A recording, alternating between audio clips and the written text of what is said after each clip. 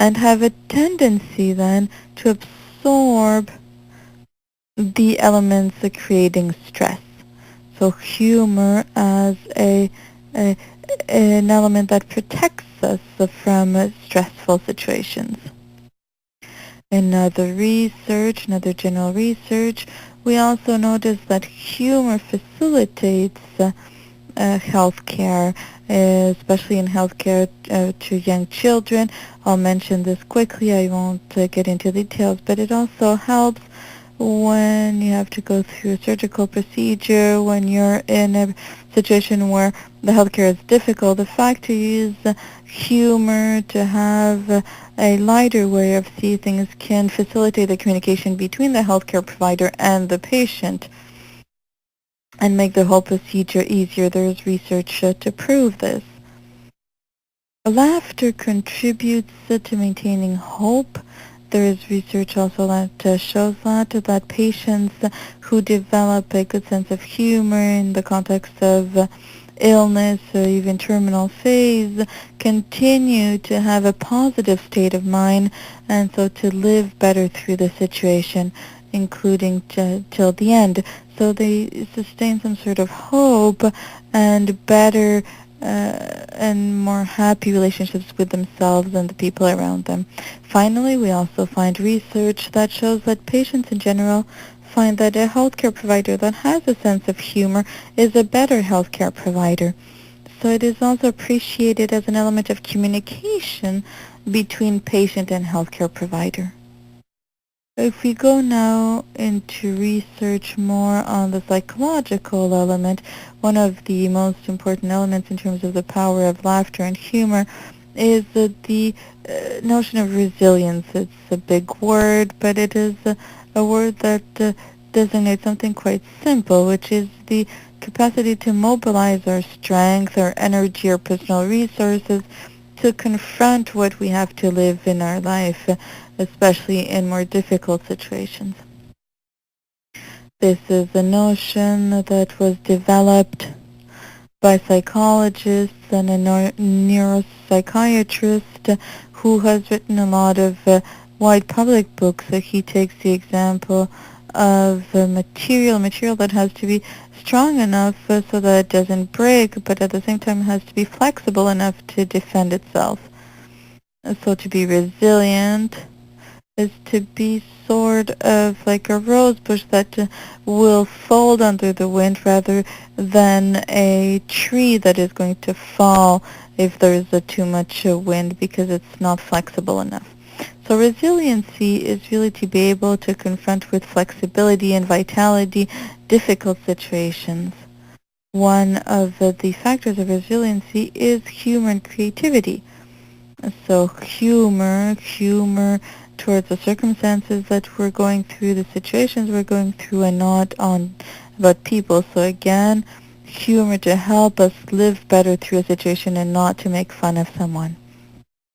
So it is going to facilitate this resiliency and this facility to mobilize our resources is this capacity to give love to ourselves and that we can do it through humor also, and to feel that we have our place, that we have a trust and self-confidence and self-esteem. Humor favors self-esteem, and also to be able to support ourselves on people who are important to us, who we can count and who can also be models. So there isn't this notion of resiliency and humor, also the idea of seeing things with humility, but also actively, the idea of being able to smile and take a step back facing what has happened to us by removing ourselves from the main principal situation. So in humor, there's an attitude of joy, of welcoming, no matter what the event. I'm not saying it's easy, but it does create this acceptation or this yes to what is going on that then allows us to mobilize our resources, our creativity, our combativity to face the situation.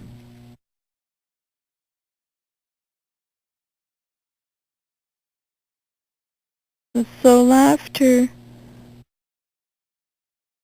will also allow us to let go when we face a problem or a situation.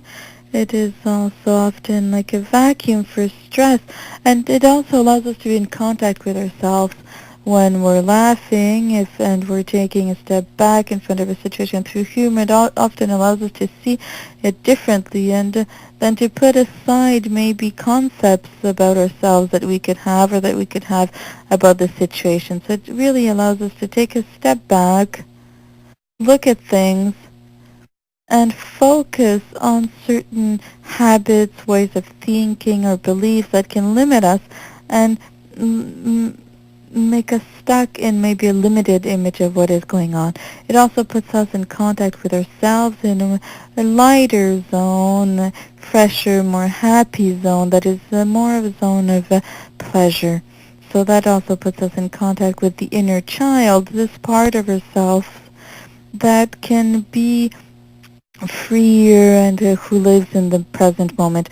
When we look at a child play, he is totally set in the now and here, so he can suddenly be in his game and not be thinking about later and not be anticipating on a situation, and to take it step by step as it's going on. In laughter and humor, we have that same phenomenon, this capacity, this ability to really put us back into the present moment and stop this mental flow that often tends to anticipate and is full of anguish, uh, because they're already imagining the future, projecting themselves in the future.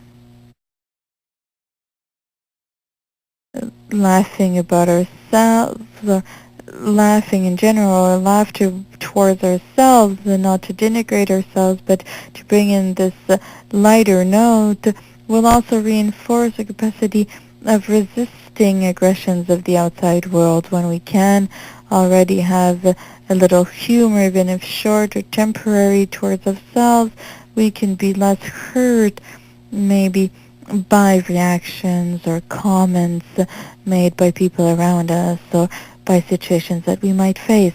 So this gives us a form of energy and allows us to get rid of maybe some stresses that we have. It allows us to bounce back, and to face two elements that can hinder the sense of humor, which is often the fear of being judged and the judgment that we can have against ourselves.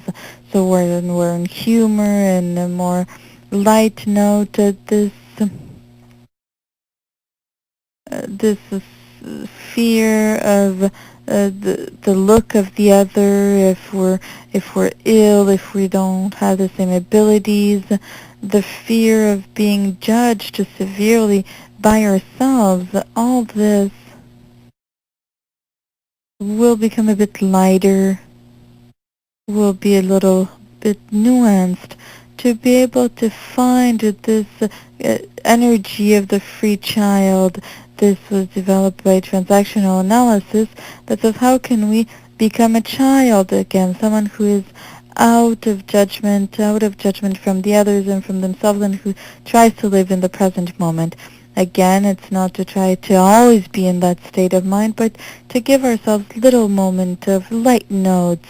We are humans. We can't always be in a state of laughter and of removing ourselves, and that would not be healthy. We need to be in moments of communication, of sadness, of joy.